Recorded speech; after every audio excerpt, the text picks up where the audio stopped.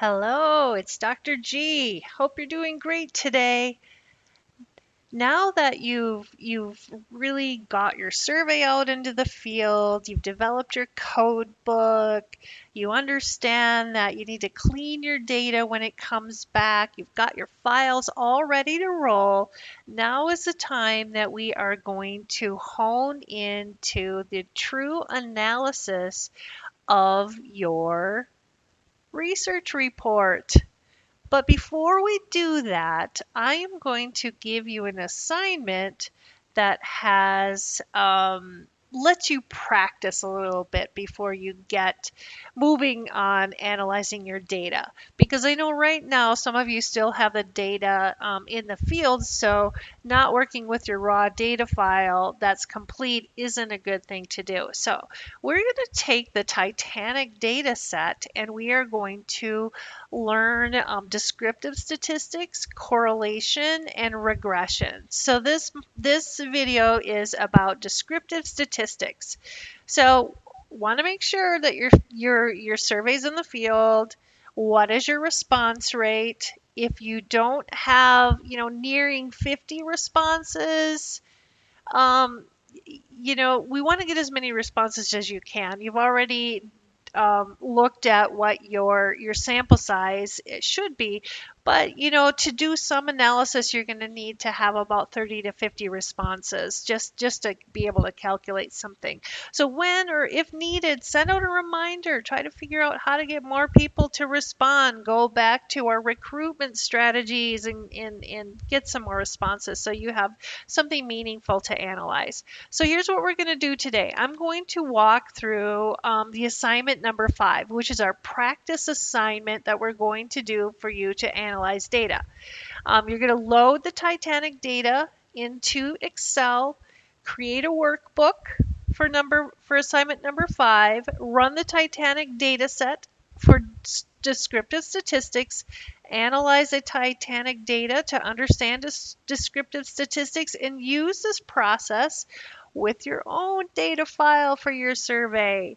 All right, so if you go into Canvas in our module, you will find assignment number 5, which is a Titanic data analysis. So the reason I chose this is I think that the Titanic data, it's manageable to work with, and it's also helps you intuitively kind of think through some of the information that, we've learned in our own life about what the sinking of the Titanic and the passengers aboard. So this is just basically an assignment to help get you ready or to practice some statistics. I know statistics is a required course to enter this marketing research class. So this should be a familiar refresher for you. So what we're going to do is practice creating and interpreting descriptive correlation and regression using a database. And Excel. So this assignment is going to be practice, as I mentioned, and you're going to practice uploading a data file into an Excel. You're going to conduct statistical analysis using that clean file and then interpret it for us using descriptive correlation and regression analysis. So part 1 of the assignment really is to prepare the data to run the analysis. So what I want you to do, this is all outlined in that assignment. You're going to download from Canvas a Titanic coded file, and then I want you to open it in Excel. So what you need to do once you open it is you need to rename the file with your first initial last name underscore Titanic. Example for me would be K Grayson underscore Titanic. That will make sure that you've got a working file and you're not messing up that raw data. Select the worksheet tab and label it data. So that's what I want you to do because we are going to be using additional tabs as you start to work with the data file. So you'll notice that the first row of data indicates the variables. The variables align to the code book referenced above. So once you've familiarized yourself with the data, you're ready to begin analyzing. All right, the second thing that you're going to do is there's 3 worksheets that are in Canvas. I want you to complete each one of those worksheets based on each one of these videos that I'm creating. The first one is the one that we have now, which is the Titanic activity descriptives. And then I want you to work on the correlation worksheet and the regression worksheet. So what you're going to turn in for this assignment is you're going to upload the following: your Excel file that you're working with, and then the 3 completed worksheets: the descriptive statistic analysis, the correlation worksheet, and the regression worksheet. So there's 4 items that you're going to upload to get credit for this assignment. Now remember, in Canvas is tricky. You have to upload all the data files at one time or they have a tendency to disappear. So make sure that you upload each one of these files, the 3 worksheets and your Excel workbook, at one time. All right, I know that sometimes it's hard to learn everything at once. So I have some resources for this assignment that is also in the Canvas assignment. So I have done some how-to videos on how to get your data ready for Excel. We're going to be using the Excel analyzer. You're going to have to load that into your laptop if you haven't done so already. And there are different instructions of whether you're using a PC, laptop, or a Mac. So I have both of those in there. Actually, I just have the Mac in there, but I also have a worksheet on how to do that loaded into Canvas. So if you need how-tos on, how to walk through any of the worksheets that we're working on, I have a how-to video how to navigate Excel for that. All right, so pull out your descriptive analysis worksheet from the Titanic assignment in Canvas. This is what you're going to complete. You are going to walk through, I have a data code book here. You're going to walk through each of these questions and answer at the end. Once you're finished, answer the questions on the descriptive statistics. So this is one of the 3 worksheets you're going to upload into Canvas along with the data worksheet you're working on. So pull that out. You're going to need that right now. All right, so Titanic data activities. Why have I chosen the Titanic data file? So this is an actual data file which includes information on those who lived and those who died on the Titanic when it sunk. So I want you to go into Canvas, open up the Titanic data coded file, or actually you have just renamed that file. So the renamed file, analyze descriptive statistics. So I want you to count those who have lived or died by passenger class. We call that frequency. So when you're looking at your coded data, state is equal to lived or died, and class is equal to 1, 2, 3.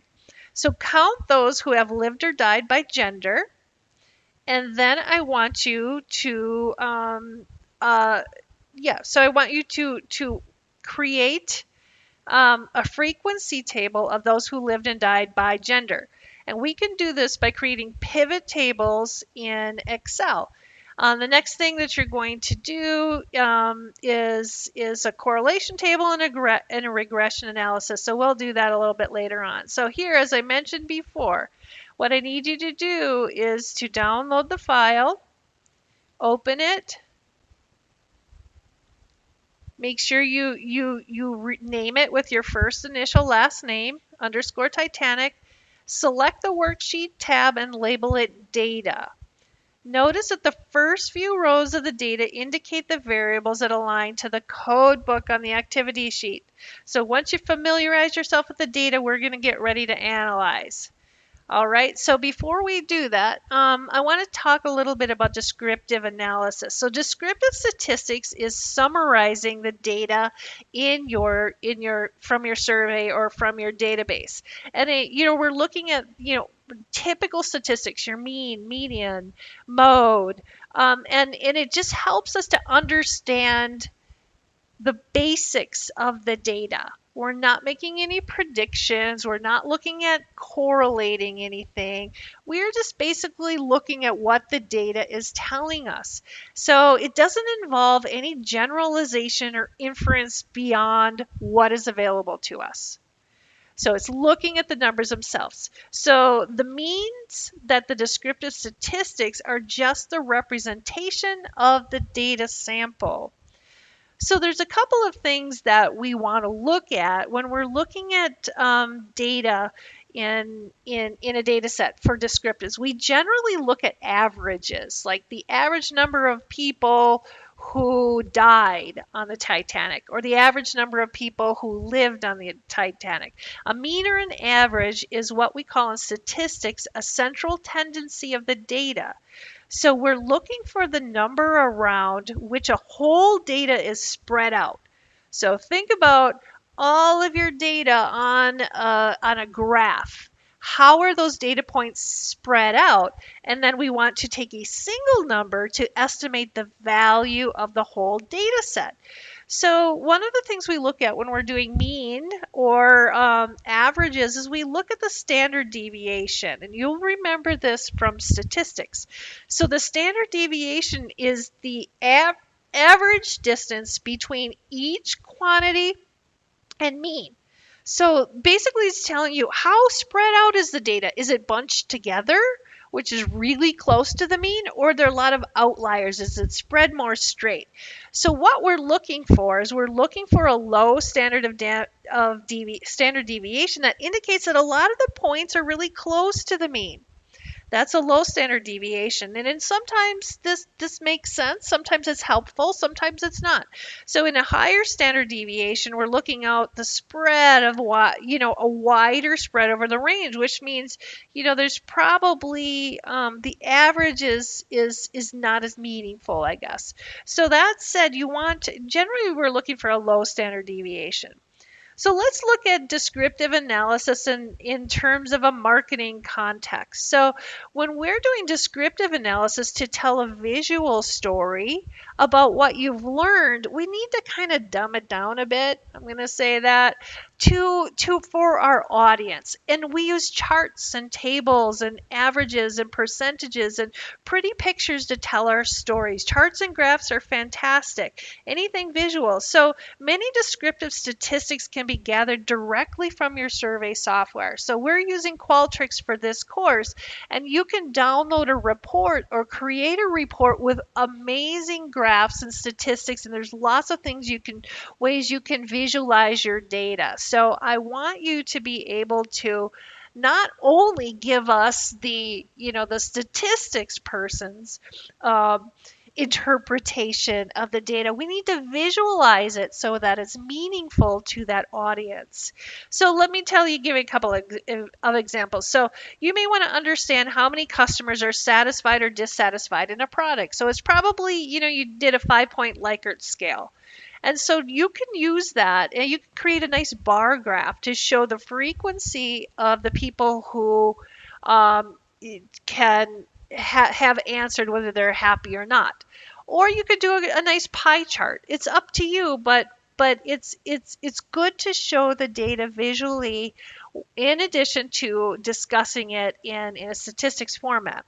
And another example could be the percentage of consumers who indicated they are likely to purchase a product in the next 6 months. So again, you can use a visualization of tables, charts, other types of graphical visuals that are meaningful or easier to understand for the layperson. All right, so that's a little bit of an explanation on descriptive. So here's what you're going to do for the practice for our Titanic analysis assignment. The first thing that I want you to do is to select data on the top navigation menu. And then you are going to select data analysis on the far right navigation bar. Select descriptive statistics. And then you are going to select in the box that pops up, new worksheet PLI, and you are going to label that descriptives. Then click on the summary statistics, and we are going to select a confidence level of 95%. So if you remember when we were earlier on in the semester, we're talking about data. Remember, the confidence level is the percentage of confidence you have that is 90. The actual mean is 95% of of of confidence. Click OK. All right, so answer the following questions on your worksheet. Is the mean a meaningful measure for all variables? So there's lots of different variables in here. So maybe the average is the mean. Does the mean make sense in terms of gender? Does the mean make sense in terms of age? So I want you to think through that and answer those questions. Now, one of the things that I really like about Excel is it has a very easy way to look at descriptive statistics using pivot tables. This allows us to look at more than one variable at a time and get some good meaningful averages, counts from it. So this is something that I'm going to have you do in the Titanic practice, and I want you to do a couple of pivot tables for your marketing research report.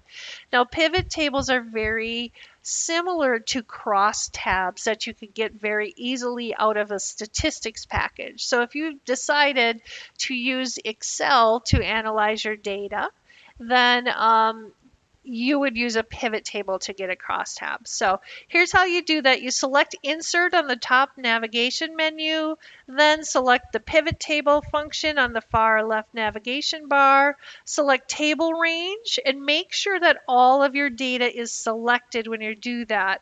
Select Existing Worksheet and click on cell G1 as your location, hit OK, and then select the values from the pivot table box.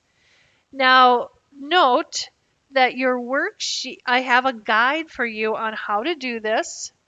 It should in the guide will help you. I have some videos and things if you want to stop and do this while you're watching the video, I have some extras for you.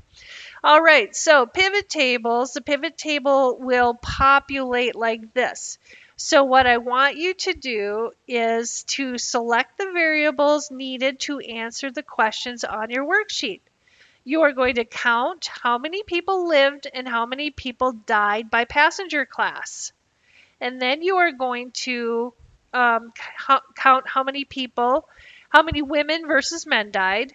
And then the people who lived died by age range. So you're going to do this by selecting different pivot tables.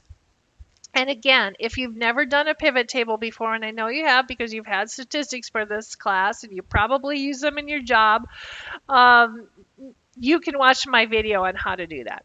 So answer the questions on the worksheet. So pull out the questions that we just went through are the questions you are going to answer on the worksheet.